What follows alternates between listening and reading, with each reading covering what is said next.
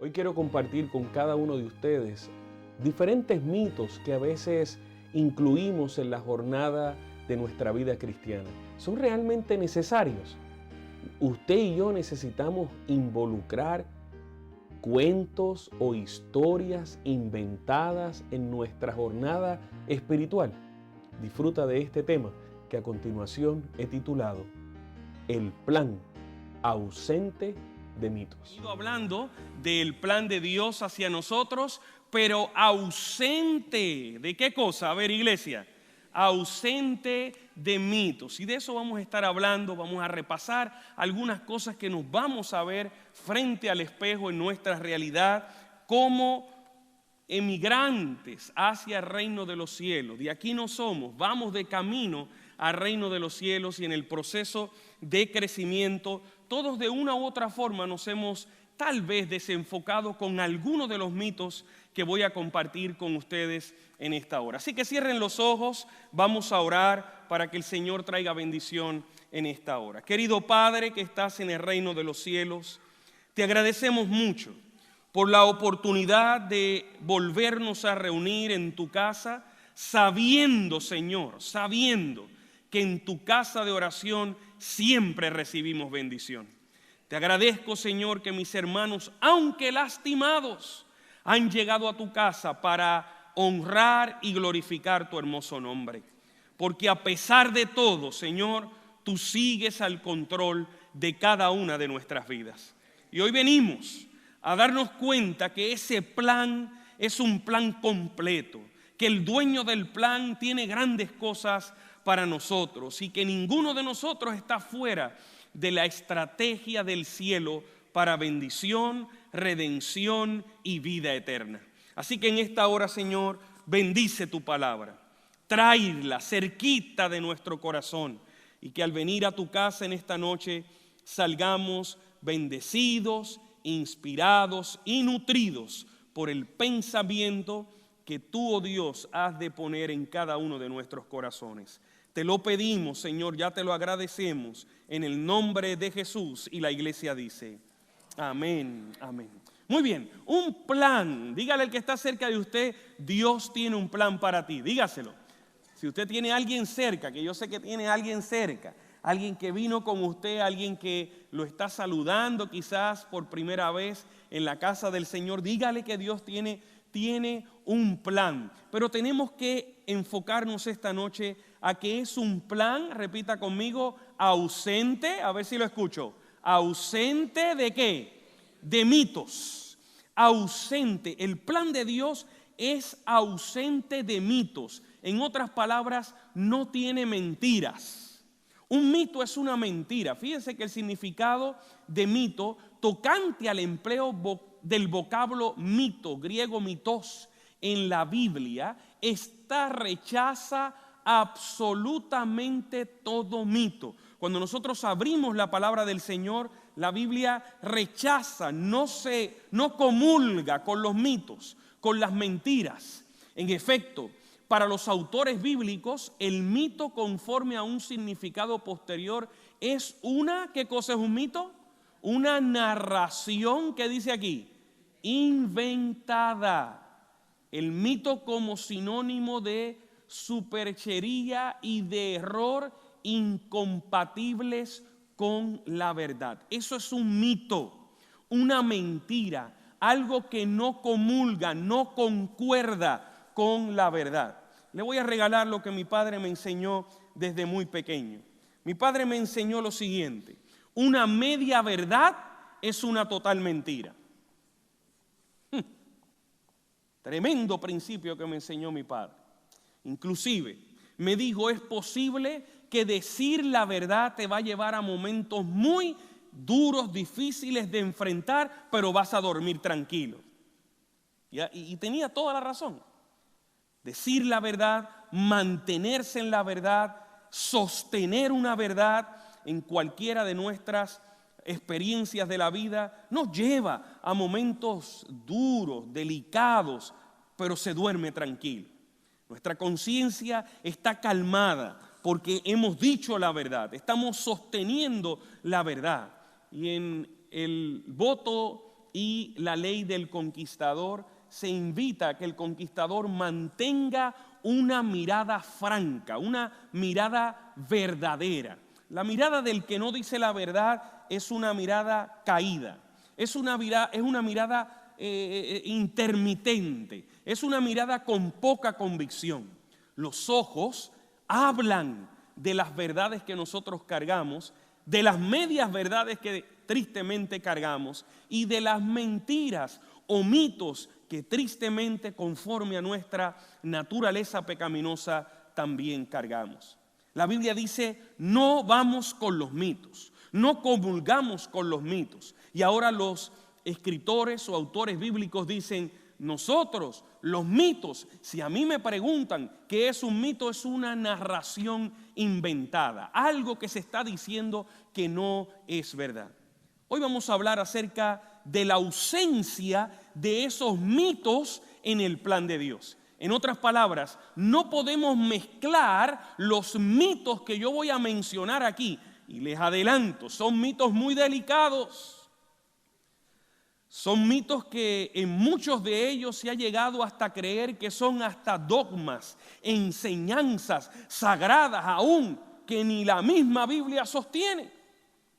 Pero que tristemente nosotros lo hemos repetido tanto que nos los hemos llegado a creer. Yo voy a hablar de algunos mitos aquí que no tienen que ver con el plan de Dios. Y usted resista la tensión del diálogo, dicen los psicólogos, la tensión del diálogo, resístala ahí para que entonces al final de nuestra exposición en esta noche, al compartir con ustedes, ustedes puedan decir, oh, entonces esto es lo que Dios desea en mi vida. Bueno, amárrense de la silla porque vamos a hablar del primer mito, el mito de la bondad. ¿Cuál es ese mito de la bondad? Alguien es espiritual porque es bueno. Piense conmigo, por favor. Piense conmigo. Hay un mito, hay una narración inventada, diría un autor bíblico, en que alguien es espiritual porque es bueno. Qué interesante. Eso, queridos, no es cierto, porque no es lo que hago lo que me hace espiritual o lo que dejo de hacer que me hace espiritual, sino la presencia continua de Cristo en mi vida es lo que hace que mi vida vaya de paso en paso, de crecimiento en crecimiento, de dependencia en dependencia. Ya al día de hoy, desde muy niño criado en esta iglesia, educado en nuestro hermoso ministerio de educación adventista, en todos los niveles, me he dado cuenta que no se trata de que yo avance en la vida cristiana. Y no me tomen a mal cuando digo eso. Ya a este día de hoy, yo me he dado cuenta que más de avanzar en mi vida cristiana, lo que crece en mi corazón es la dependencia de Dios. Lo que sí ha crecido en mi corazón y lo que Dios anhela es que cada día yo dependa más de Él. Alguien que diga amén a eso. Pero nos hemos enfocado en algunos mitos y algunos han llegado a pensar que los que se portan bien son espirituales. Déjeme regalarle algo. Yo he conocido varias historias en mi vida ministerial que apenas comienzan, comparado con la hermosa y excelente trayectoria de servicio del pastor Gaona. Mi vida comienza como un polluelo ministerial, apenas 2 décadas y algunos años. Mi vida comienza, pero me he dado cuenta en algunas de esas historias que el que yo pensaba que se portaba bien carga unas historias tremendas.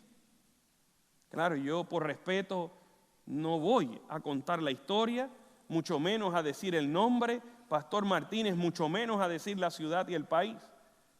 Pero el que se porta bien no quiere decir que es espiritual. El que habla bajito, el que camina y sus pies ni se escuchan, no, porque entonces ¿dónde queda la dependencia? Con razón, Isaías 26:12. donde el crédito completo se le da a Jehová. Jehová, tú nos deparas paz, porque también obraste en vosotros la mitad de las cosas que nosotros hacemos, dice aquí la Biblia. No, iglesia, aquí dice todas nuestras obras. Jehová es el que tiene el crédito de las cosas que pasan en mi vida. Yo no soy el que tengo el crédito de las cosas que pasan en mi vida. Él es el que hace el querer como el hacer. Ayúdame, iglesia, por su buena ¿qué? Por su buena voluntad. Usted y yo no producimos cosas buenas. Las obras, dice la Biblia, de Jehová es deparar paz en mi vida, porque tú eres el que obraste, tú eres el que hace, sigue diciendo el versículo, en nosotros. Tú eres el que haces en nosotros todas las obras o todas nuestras obras. ¿Para qué, amada iglesia? Para que usted y yo vivamos glorificando la misericordia de Dios en cada una de nuestras vidas. Si no, con razón allá en Romanos dice Abraham, ¿tendrá de qué gloriarse? Sí tiene, porque aquí ninguno ha levantado un cuchillo contra su hijo. El trofeo que tiene Abraham en su oficina, padre que levantó el cuchillo contra el pecho de su hijo. Ese trofeo nadie lo tiene. Ese lo tiene solamente él en aquel episodio cuando Isaac fue puesto sobre aquel altar. Pero Romanos dice, tendrá de qué gloriarse, pero no delante de Jehová. Quizás él podrá aplaudirse solo, pero no delante de Dios, porque Dios es el que hace todas las obras en cada una de nuestras vidas. Así que ese mito de la bondad no cabe en el plan de Dios. Noten este segundo mito. El mito, la mentira, el cuento, la narración equivocada del conocimiento. Alguien es espiritual si conoce la Biblia. Y a veces nosotros vivimos así.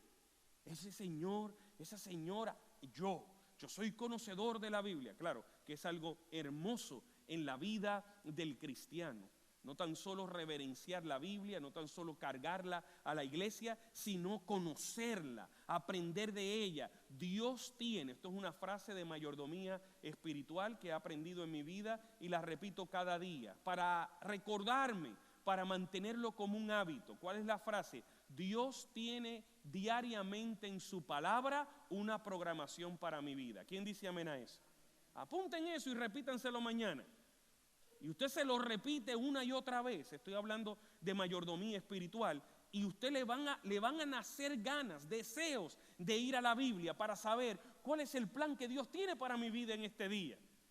Dios tiene un plan diario en su palabra para mí. Dios tiene un plan diario, pero eso me va a llevar a mí a ser espiritual. Sí es un mito, en primer lugar. Si ese mito fuese verdad, seríamos forzados a aceptar que Satanás también es espiritual, porque se conoce la Biblia, ¿sí o no? Número 2, tendríamos que entender que no es el conocimiento que poseo lo que me hace espiritual, sino la decisión de aceptar a Cristo como Salvador, Señor y Rey. ¿Cuándo? ¿Cada 7 días? No, cada día en las primeras horas de la mañana. La iglesia está escuchando al pastor esta noche, ¿sí o no? Muchos mitos que hemos traído al plan de Dios que en realidad no son. Noten esto, vivir dentro del programa diario del Señor para mi vida debe ser mi ansiedad. Cada día ir a la Biblia y decir, Dios tiene algo para mí hoy aquí. Dios tiene algo para mí hoy aquí. ¿Y por qué en las primeras horas de la mañana? Porque es cuando el espíritu está más disponible. La carne es débil, yo lo sé. Pero ¿sabe qué? Cuesta solamente unos 21 días a 40 días marcar un hábito. Y por ahí se avecinan, querida iglesia, si ya lo hemos hecho, lo vamos a volver a hacer. Se avecinan 40 madrugadas. Quisiera que el cuerpo pastoral sepa que nosotros vamos a iniciar porque el plan tiene que empezar con Dios. Las estrategias nuestras deben echarse a un lado. Lo hemos mencionado aquí. Y para conocer el plan de Dios en mi vida, ¿sí o no, iglesia? Tengo que conocer al Dios del plan. Y conocer al Dios del plan es salirlo a buscar de mañana con intención y con alevosía. Así como lamentablemente los que hacen las fechorías, los abogados y los jueces le encuentran, se le notó que entró a esta tienda queriendo llevarse el artículo, se le notó, miren la actitud en la cámara de video, miren lo que dijo, miren cómo se vistió, que nosotros como cristianos se nos note la intención al levantarnos. Y le voy a regalar otro principio: vaya a Dios de tal forma como se levante. Así como se levante, cansado, vaya a Dios cansado. Enfermo, vaya a Dios enfermo. No trate de mejorar la cosa para entonces en algún otro momento del día. ¿Sabe por qué? Porque el día lo va a arropar y entonces Dios quedará allí esperando por ese momento de intimidad con su Hijo. Así que conocer no me hace a mí espiritual. Depender me hace a mí espiritual. Estamos sacando todos los mitos del plan de Dios para mi vida. Otro mito, noten bien, es la asistencia a la iglesia. Alguien es espiritual si asiste regularmente a la iglesia. Y llegamos a decir, ese siempre está en la iglesia. Gloria a Dios por ese hábito. Yo celebro. Yo regreso cada noche de miércoles a mi casa feliz porque ustedes están aquí. Amén, iglesia. Y extraño los que vi el sábado en la mañana. Los estoy extrañando ahora. Quisiera que estuvieran acá. Es un lindo hábito asistir a la iglesia, pero eso, solamente eso, ¿me marca a mí como alguien espiritual? Evidentemente no, porque ¿qué sentido tiene la adoración colectiva si no le busco en mi devoción personal? Yo me puedo pasar aquí 30 años, los mismos 30 años, que tal vez no estoy sacando tiempo para estar a solas. La iglesia me está escuchando, ¿sí o no? Para estar a solas con Dios.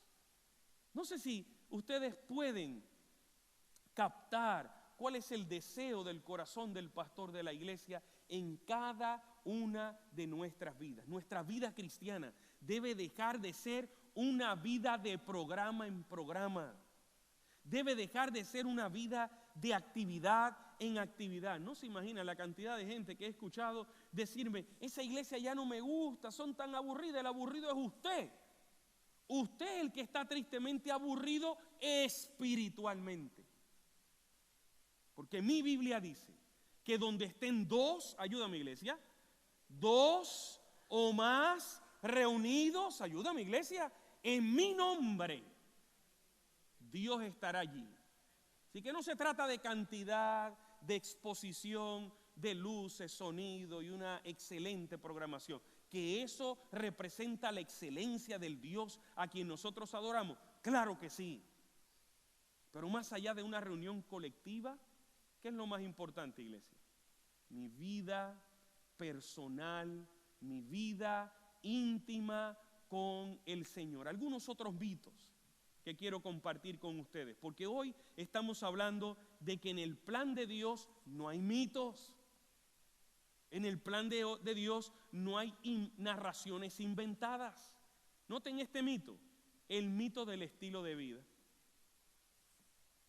Alguien es espiritual si tiene tal o cual estilo de vida.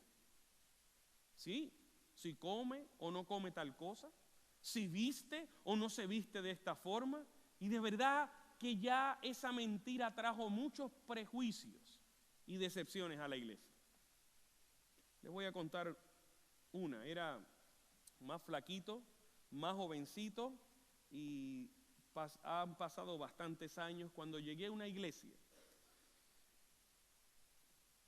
no voy a decir el año ni el lugar porque alguien saca cálculos aquí y lo va a lograr.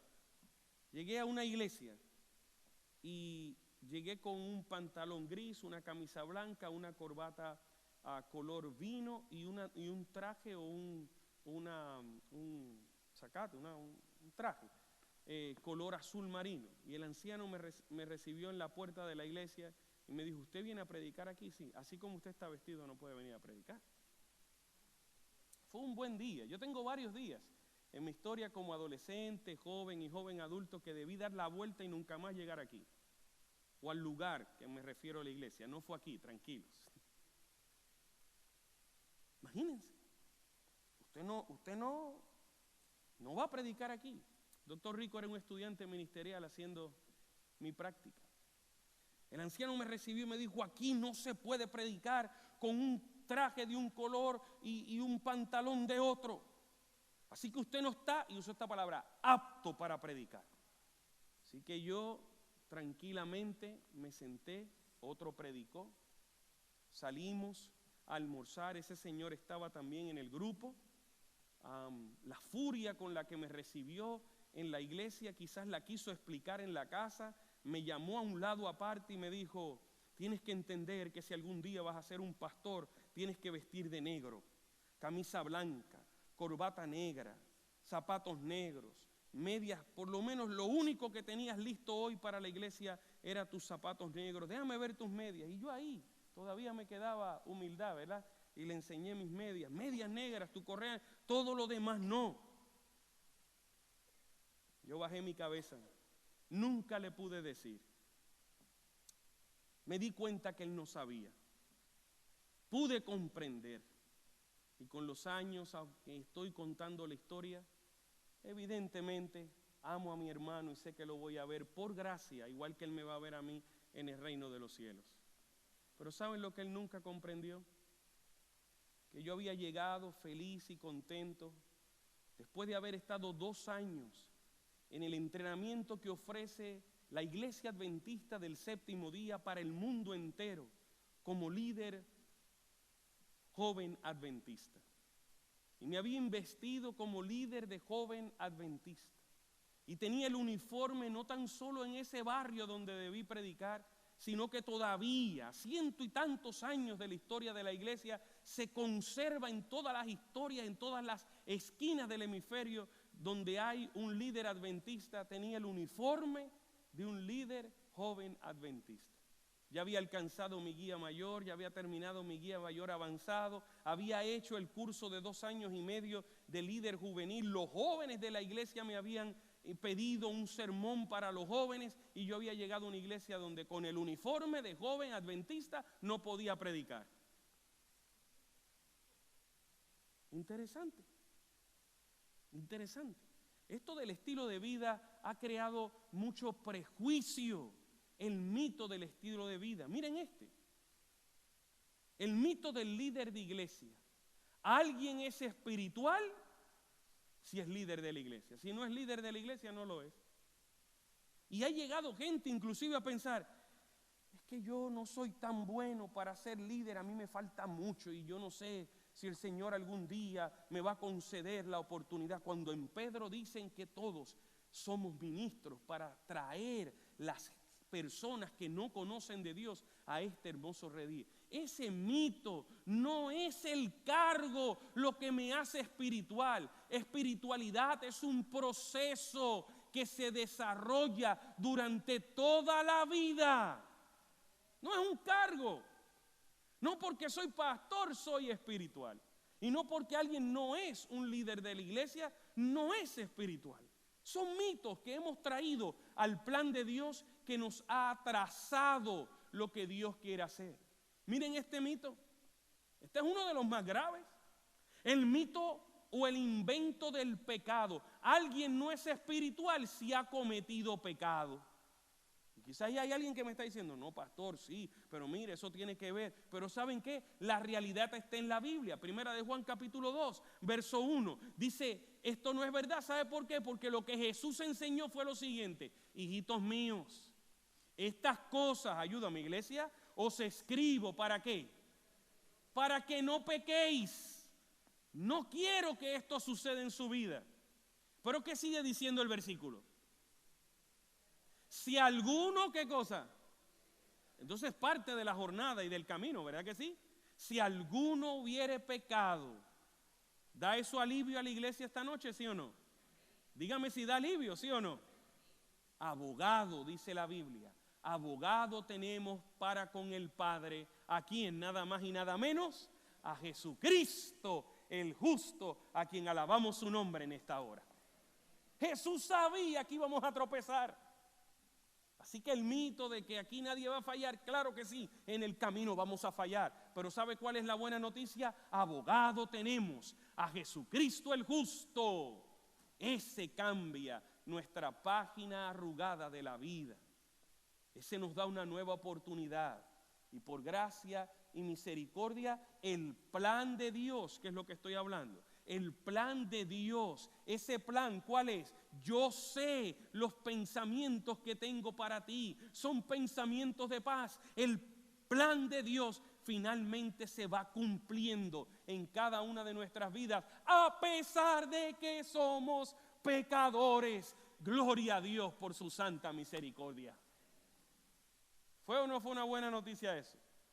Pero a veces llevamos el mito de que hay que portarse de esta forma, hay que vestirse de la otra, hay que tener cierto cargo, hay que andar de esta forma, tengo que conocerme todas estas demás instrucciones para entonces llegar. No, nuestra vida y el plan de Dios se va a realizar poco a poco en nuestra vida conforme a nuestra dependencia de Dios. Si usted depende de Dios y yo dependo de Dios, el plan se va a efectuar porque Él es el que lo conoce. Dios perdona mi ignorancia, pero no acepta mi falta de sinceridad. Dios perdona mi ignorancia, pero mi falta de sinceridad, ya ahí Él dice no, hay algo que estás escondiendo. Que Él lo sabe, que Él lo conoce, que Él nos conoce claramente y conoce cada una de nuestras vidas. Por lo tanto, en los próximos minutos, entonces quiero cerrar con qué es lo que realmente Dios quiere efectuar en nuestras vidas para que ese plan de Dios se efectúe con ausencia de mitos. Todos estos mitos, iglesia amada, hay que sacarlos de la jornada. No podemos seguir viviendo así. No podemos seguir viviendo diciendo una que otra cosa, que lo que nos está es separando de la realidad del plan. Empecemos a depender, empecemos a buscarlo, empecemos a anhelar una vida de contacto con el Señor diferente. No tiene que seguir siendo como hasta hoy. Puede cambiar para gloria de su nombre. No tenemos que seguirnos excusando. Es que yo pensé que era así, es que a mí me enseñaron de esta forma. No, nuestra vida puede cambiar para gloria de su nombre. En mi oficina durante todos estos años he escuchado esta siguiente frase: llevo tantos años en la iglesia. Algunos dicen 15, algunos dicen 20, algunos dicen 6. Llevo todos estos años, pastor, y ahora es que conozco a Jesús verdaderamente. Eso a mí me emociona. Saber que alguien está diciendo que le llegó el ahora, pero a la misma vez, si mis espejuelos de ver las cosas quizás un poquito más difíciles que otras, diría, pero entonces, ¿qué pasó con esos 20 años? ¿De quién era que estabas enamorado? ¿Qué eras o a quién eras el que conocías? ¿En qué estabas envuelto? Pasaron 20 años. Pero qué buena noticia, que ahora la persona está diciendo, pastor, mi vida ha cambiado. Quiere decir, amada iglesia, que nuestra vida sí puede cambiar para gloria de Dios. No importa el tiempo, cuánto sepamos o no, cuáles sean nuestras circunstancias, Dios anhela. ¿Y qué hace? Él prueba nuestra lealtad. Primera pregunta que quiero que lleves a tu corazón mientras salimos de la casa del Señor en unos minutos. ¿Para quién vives? ¿Para quién vives?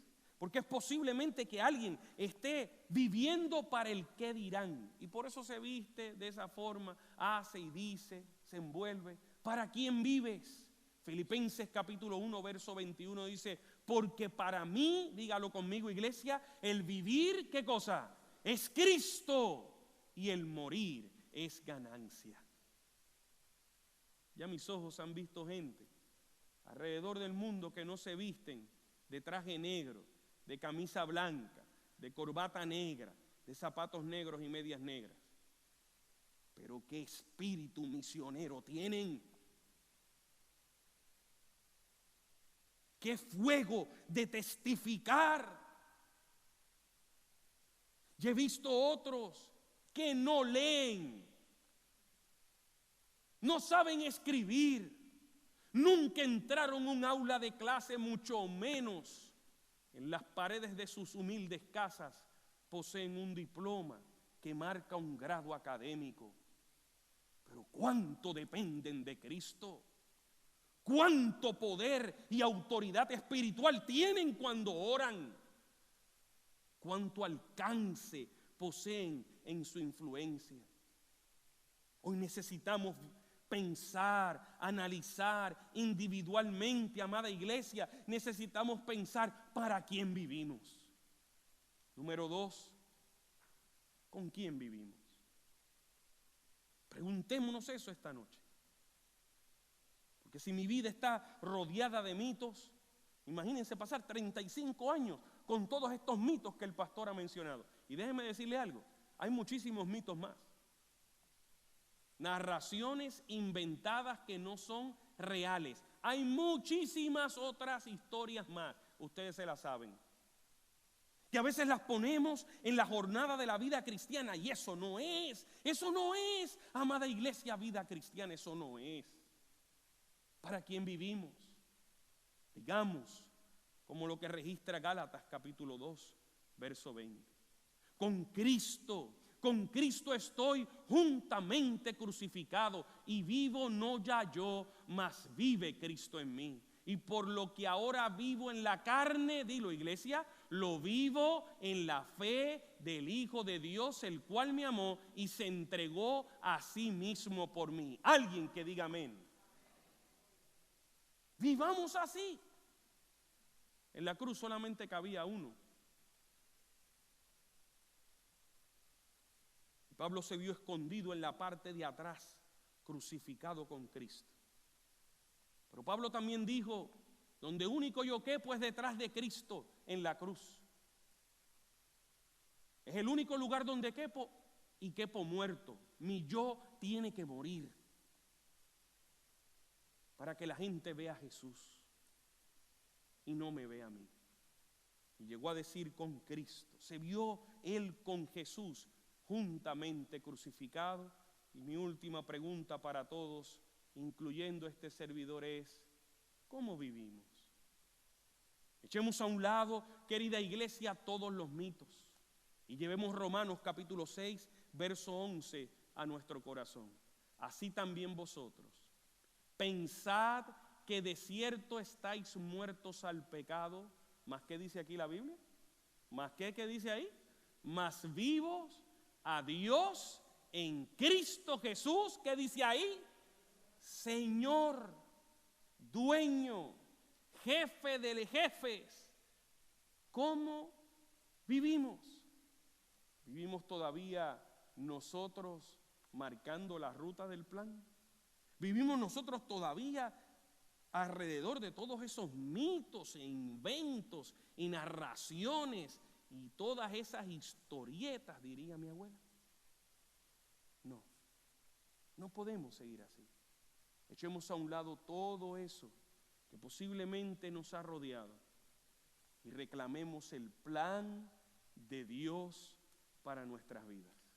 Un plan, amada iglesia, libre, completamente libre de mitos. ¿Sabe por qué? Porque Dios quiere que seamos genuinos. Dios anhela que seamos genuinos.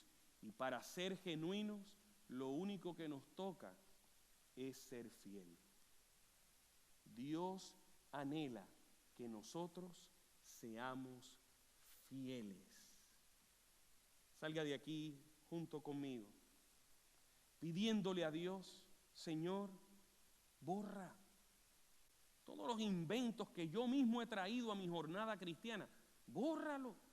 Borra, Señor, las excusas que yo he puesto para no tener una vida de dependencia de ti, de tu palabra. Borra eso. Quítame todos los cuentos alrededor de mi vida cristiana. Quiero ser genuino. Quiero ser genuina. Quiero ser fiel. Quiero vivir para ti. Quiero vivir por ti. Y que todo el que me vea, vea a Jesús en cada una de nuestras vidas. Dios tiene un plan. Alguien dice amén a eso. Pero libre de mitos. Dios tiene un plan, pero libre de inventos. Dios tiene un plan. Y la palabra clave para usted y yo darnos cuenta de cuál es ese plan es dependencia. Dependa de Él para que usted vea. Completa y genuinamente, para que podamos ver la gloria de Dios en nuestras vidas. Cariñoso Padre, hoy hemos meditado en muchas de las distracciones que a veces en el camino de la vida cristiana creemos, pensamos que son las cosas genuinas del camino. Pero Señor, claro que queremos saber más de ti, claro que queremos depender más de ti, claro que queremos representarte dignamente. Claro, Señor, que queremos testificar de tu nombre. Pero más que todo eso, queremos, Señor, ser genuinos para la gloria de Jesús. Solamente tu corazón y el nuestro sabe cuánto te necesitamos. Nosotros pudimos impresionar a alguien más. Pudiéramos tal vez impresionar a alguien con lo que decimos, con lo que hablamos. Pero a ti no te podemos impresionar.